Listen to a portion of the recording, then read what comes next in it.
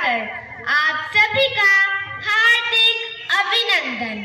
मैं सावित्री बाई फुले के चरणों में नमन करती हूँ और इस मंच को प्रणाम करती हूँ और आप सभी श्रोताओं का हृदय से आभार व्यक्त करती हूँ जो आप सबने मुझे आज यहाँ दो शब्द कहने का अवसर दिया। आप एक औरत हैं, आपने अभी अभी हाथ में किताब उठाई है, कुछ पन्ने पलट कर देख ही रही हैं, तभी पीछे से आपके फादर आते हैं और गुस्से से आपके हाथ से किताब छीन लेते हैं। इसकी वजह आपको बताई जाती है कि पढ़ाई लिखाई तो उच्च जाति के आदमियों यानी अपर कास्ट मैन ही करते हैं। आपसे ये भी कहा जाता है कि औरतें पढ़ाई तो कर ही नहीं सकती, इनके लिए एजुकेशन तो पाप है। कितना शॉकिंग लग रहा है ना ये सब सुनकर। पर ये सब जो आपने अभी सुना ये कोई मनगढ़ंत कहानी नहीं बल्कि असल जिंदगी की कहानी है सावित्री बाई फुले की। हम औरतों की एजुकेशन का क्रेडिट सावित्री बाई फुले को जाता ही है, इसलिए जरूरी है हमें पता होना चाहिए हमारे हाथों में किताबें थमाने वाली ये औरत खुद किन परेशानियों से निपटी। 3 जनवरी 1831 में एक दलित फैमिली यानी जिन्हें अनटचेबल या लोअर कास्ट माना जाता था में पैदा होने वाली सावित्री बाई फुले की 9 साल की उम्र में ही 13 साल के ज्योतिराव फुले से शादी करा दी गई। कहते हैं ज्योतिराव फुले ने ही सावित्री बाई फुले को पढ़ना सिखाया। सावित्री बाई में भी सीखने की चाह थी। यही वजह थी कि उन्होंने उस टाइम पर जब औरत की आजादी जैसे ख्वाब के कॉन्सेप्ट के बारे में कोई सोचता भी नहीं होगा, तब उन्होंने हम आज की आम औरतों की तरह अपने लिए एक ख्वाब देखा। सावित्री बाई फुले के हस्बैंड ज्योतिराव फुले के अपने समय में आसपास जाति व्यवस्था यानी कास्ट सिस्टम को लेकर भेदभाव या डिस्क्रिमिनेशन देखा था। यही वजह थी कि उन्हें एजुकेशन की इम्पोर्टेंस पता थी, क्योंकि बदलाव की शुरुआत घर से होनी चाहिए। इसलिए उन्होंने सबसे पहले अपनी पत्नी सावित्री बाई फुले को पढ़ाने का डिसाइड किया। ये मैं उस सन की बात कर रही हूँ जब औरतें सती प्रथा, चाइल्ड मैरिज और दहेज जैसी चीजों को झेलती थी।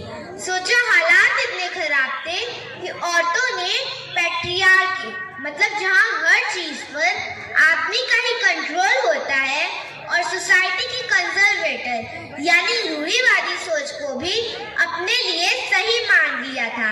ऐसे में उनकी सेल्फ रिस्पेक्ट शायद पूरी तरह से खत्म हो चुकी होगी। अब क्योंकि सावित्री बाई फुले पढ़ना लिखना जानती थी, उनका मानना था कि दूसरी महिलाओं को भी उनकी तरह पढ़ना चाहिए। सावित्री बाई फुले का अपने पति ज्योतिराव फुले को लिखा एक लेटर अपने आप में ही बहुत खास है। ये लेटर इसलिए भी मशहूर है क्योंकि एक तो सावित्री बाई फुले उस समय में पढ़ना लिखना जानती थी जब किसी ने शायद एक औरत के लिए इसकी कल्पना भी नहीं की थी। और तो इस खत में पति पत्नी के आपसी प्यार या घर से जुड़ी कोई बात नहीं होती थी। खत में उस समय की समाज की सीरियस मैटर पर बात होती थी। लेटर में सावित्री बाई फुले ज्योतिराव फुले से कहती हैं उसे यहाँ गांव में सारजा नाम की लड़की से प्यार हुआ है। अब वहाँ गणेश से 6 महीने पेट से है। यह बात गांव वालों को समझने पर कुछ बदमाश लोगों ने उन दोनों को पीटते हुए गांव की गलियों में घुमाया। वह उन्हें जान से मारने जा रहे थे, लेकिन वहां मैं भागकर पहुंची। उन लोगों को अंग्रेज सरकार का डर दिखाया और उन दोनों को उन बदमाशों के चंगुल से छुटाया। ये लेटर हमें ये बताता है कि सावित्री बाई फुले ने इंटरकास्ट मैरिज और प्रेगनेंसी के पहले शादी के पहले प्रेगनेंसी जैसे कॉन्सेप्ट को अपने तरीके से जाना समझा। एक और खत में सावित्री बाई फुले ज्योतिराव फुले से कहती हैं, मैंने उसकी बात को ना मंजूर करते हुए कहा, भाई तुम्हारी बुद्धि ब्राह्मणों की सीख से कमजोर हो गई है। तुम बकरी गाय इनको प्यार से पाल लेते हो, नाग पंचमी पर नाग को दूध पिलाते हो। दलित तुम्हारे जैसे आदमी ही तो हैं, इनको तुम छुए ना जाने वाला समझते हो। ऐसा क्यों? इसकी वजह बताओ। दलित वर्ड से यहाँ मतलब उस समय में अनटचेबल या छोटी जात के माने जाने वाले लोगों से है। छोटी जात के माने जाने वाले लोगों से है। कहते हैं जो सावित्रीबाई फुले के हस्बैंड ज्योतिराव फुले ने जब अपनी आखिरी सांस ली थी तब भी उनका अंतिम संस्कार खुद सावित्रीबाई फुले ने किया था, जबकि आमतौर पर आज भी हमारी सोसाइटी में आदमी ही करते हैं। 10 मार्च 1857 को इन्होंने अपनी आखिरी सांस ली।